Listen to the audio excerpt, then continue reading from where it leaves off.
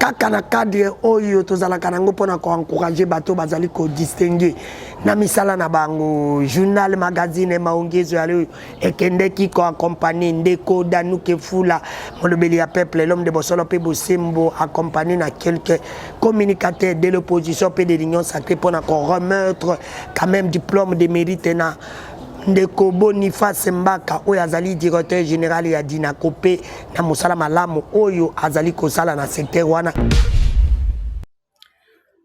République démocratique du Congo, Kinshasa, la capitale.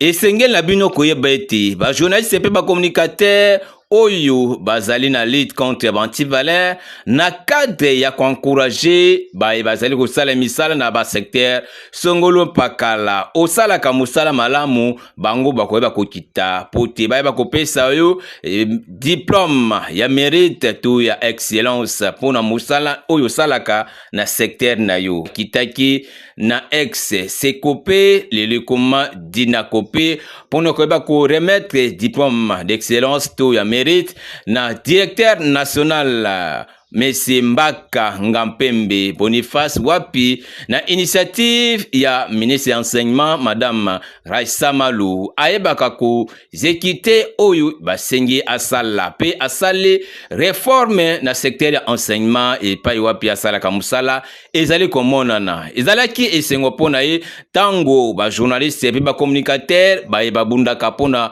ba anti-valeur na mboka na biso ba kitaki pe ba remettre ye diplôme d'excellence to ya mérite atoni samaki nesengo alobaki boyi. Ça c'est votre diplôme de mérite. Personnellement moi, vous le méritez. Le ministre mérite et le chef de l'État aussi mérite par rapport aux enseignements. Je suis très flatté de recevoir ce diplôme de mérite, mais comme on l'a dit, à tout seigneur, tout honneur. Je crois que tous les pots de fleurs et de palmes, la couronne revient au chef de l'État, qui est le garant de la République et en même temps l'initiateur de la gratuité de l'enseignement de base.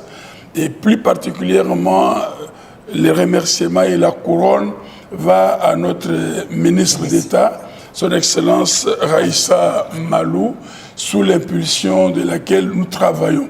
C'est elle qui nous impulse, c'est elle qui nous pousse, c'est elle qui donne des grandes lignes et nous ne sommes que des observateurs, des metteurs en pratique des visions qui viennent de notre ministre. Et je sais que sur 36 ministres dans ce ministère, j'ai travaillé au moins, elle est la 18e ministre avec laquelle je travaille. La majorité absolue. Voilà, donc je ne juge pas mal ses prédécesseurs, mais son avènement a marqué ce ministère, sans la flatter. Sans la flatter, elle est très logique et très scientifique et très méthodique. Et les gens disent que non, elle n'est pas là, elle est ceci, alors que c'est chaque jour. Vous voyez, nous avons des tablettes, des téléphones, des internets, par Internet, par mail. Elle donne des ordres précis et ça nous pousse à faire mieux. Et au travers d'elle, nous voyons qu'il y a même les potentiels qui commencent à germer comme des fleurs. Merci. En tout cas, je vous suis très reconnaissant et que la nation vous soit reconnaissante. Et je n'engage pas le président de la République ni la Mineta, mais au moins à mon petit nom personnel, qui suis leur représentant, ce n'est que le parfum, l'odeur de leur parfum que vous pouvez venir voir en ce lieu. Je ne fais que vous dire encore une fois merci. Merci. Nous sommes les humbles serviteurs de la nation. Soki olingi okende poto na rapidité na mbongo muke yaka na Smart Consulting agence kaka moko oyo totikala nango na rond-point Wileri na avenue Nyangwe numéro 173 Tolanda.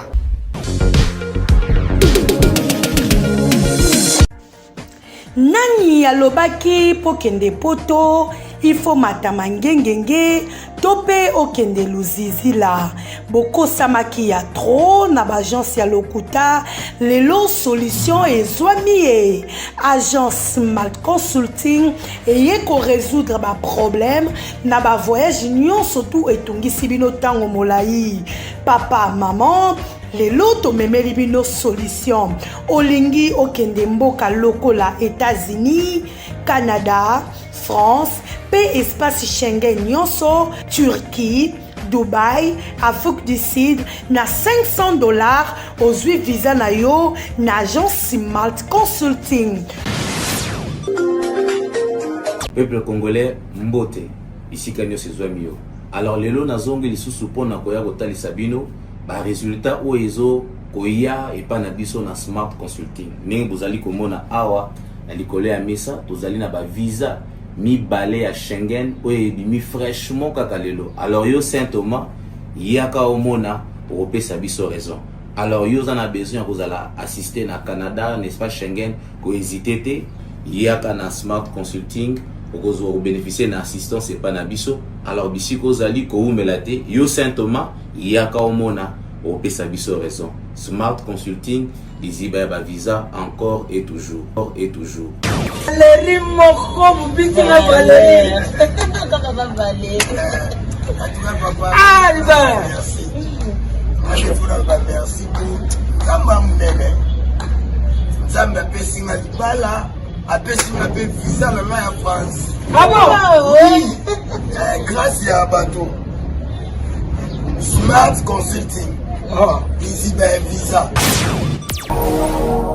Merci na Smart Consulting pour la visa na zui ya Turquie ya solo ezali Liziba ba visa bolanda te ba oyetele makana boulevard nde esalaka mosala kasi awa esika mosala esalamaka elingaka bilobela te ya solo Smart Consulting Liziba ba visa na zui visa na ngai ya Turquie na moins de 2 semaines. Ito wasali aremesera. Merci. No, obi ba mo sele. Na bande na banda tende na suba te me to bundaka. O eza elomina ngasiko yango ebimi. Bana kin boye biye azara zemi. Ye. O siko elomina ngai. Ebimi. O eza kune pa DG. O eza photocopie la. Ale elomina ngai te o eza photocopie wala zera zemi. Ko vrenga siko yo. Ebimi na Canada mais franchement le kuta mabete ajaso yaya ba yaya bando basi bando mobali ya série eza série ndenge ya solo za okosa te okwa non eza vraiment ndenge ya solo to pesa ive ya bambongo to sala DG confiance de l'autre za la Canada to servir la Canada na mbongo mukie ya mingi te mbongo moko ya mukie boy mais déjà asira biso pe lelo DG mingi alobeza te umela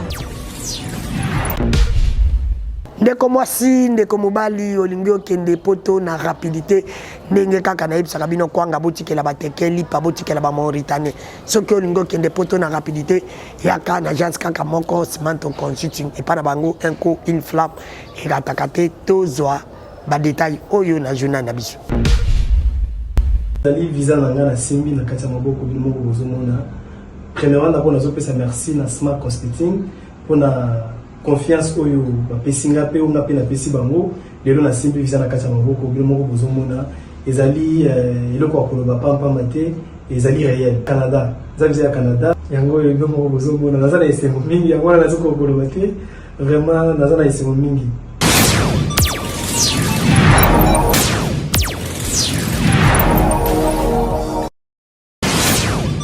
Senga merci na agence Smart Consulting Liziba ya ba visa ne ke lo bamara lelo vraiment na harmonie que vraiment baza Liziba donc ndenge vraiment balobaka na Kikongo bongele meso mwene donc na su vraiment visa na ya Canada multiple l'entrée donc il y a 4 ans.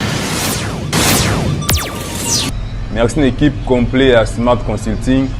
On a assistance à qualité au basali ngai vraiment donc il y a qui na mi tout ça même mingi mais on a qui a ba sirène a kota na obimana visa na donc mingi olobe ku to yete yango oba mingi manga pasi.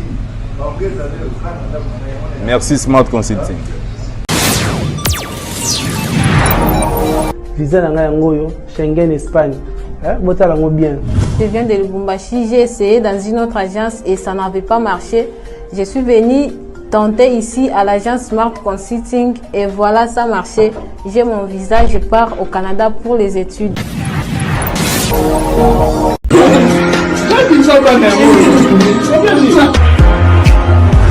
Oh poto, petit bois mi na poto.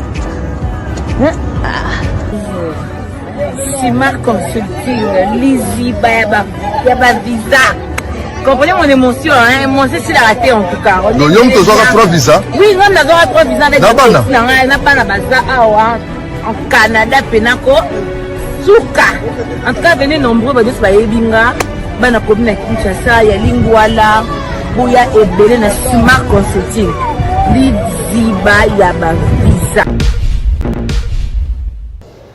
soki bosepelaki na journal ya mokola lelo ngai ndeko danu kefula nazalaki na présentation bato basalaki ke na mona na kitoka na bandako na bino ezalaki na mwana mboka Degon Vumbi accompagné na mwana mboka Gaita pe édition ekumbamaki epara mwana mboka David réalisation toujours ezalaki ba œuvre mwana mboka David ngai na